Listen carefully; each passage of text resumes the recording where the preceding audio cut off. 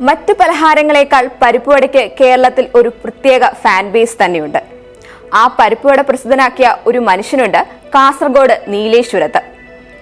പയ്യന്നൂർ അന്നൂർ സ്വദേശി CV പ്രകാശൻ ഇന്നറിയപ്പെടുന്നത് പരിപ്പുവട പ്രകാശൻ എന്നാണ്. പരിപ്പുവടയുടെ പേരിൽ ഒരാൾ ബ്രാൻഡ് ചെയ്യപ്പെടുക എന്നത് അത്ര നിസ്സാരമല്ല.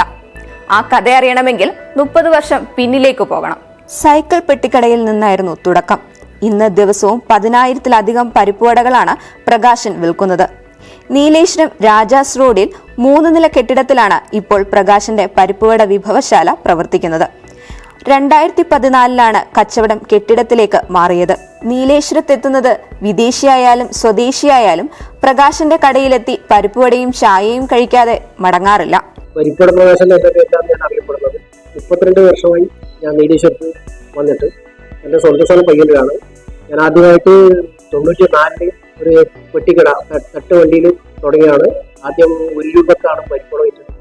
ആ പരിപ്പുവട 1 രൂപക്ക് വിൽപ്പന നടന്ന് ആദ്യം ഈ ചെറിയ രീതിയിൽ തുടങ്ങി. അങ്ങനെ ചെറുങ്ങനെ രീതിയിൽ വളർന്ന് ഒരു 2014 മുതൽ ഇവിടെ ഒരു ഹൗസ് ബോട്ട് മോഡലിൽ ചെറിയൊരു ബിൽഡിംഗ്, ഇതിലിപ്പോൾ ഒരു 10-22 സ്റ്റാഫ് ആയിട്ട് ഒരു കച്ചവടം.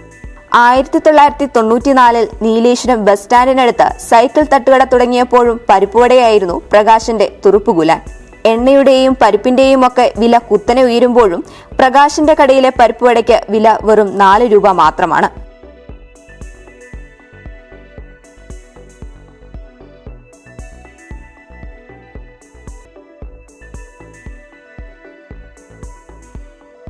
ഞങ്ങള് 2014 ശേഷം ഈ സ്ഥാപനത്തിലേക്ക് വന്നതിന് ശേഷം പരിപ്പുവട ഏകദേശം ഇപ്പോൾ ഒരു 10,000 പരിപ്പുവടയിലാണ് നിൽക്കുന്നത്. 10,000 പരിപ്പുവട ഉണ്ടാക്കുന്ന ഒന്നാണ് ഒരു ഡെയിലി ഒരു ദിവസം 10,000 പരിപ്പുവട ഉണ്ടാക്കുന്നത്.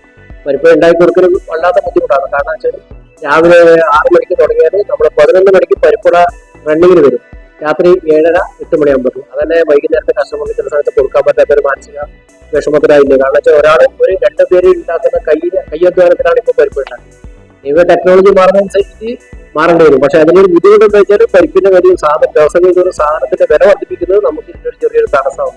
പക്ഷെ ഇല്ലാകാലം വരെ ഈ പരിപ്പുവട ഞാനാക്കിയ ഈ പരിപ്പുവട നിലനിർത്തി കൊണ്ടുപോകണമെന്ന് എന്റെ ആഗ്രഹം.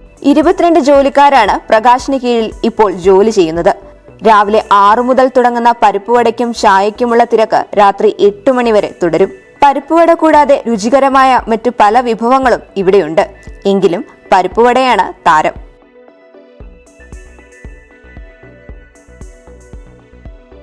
സമകാലിക മലയാളം, കാസർഗോഡ്.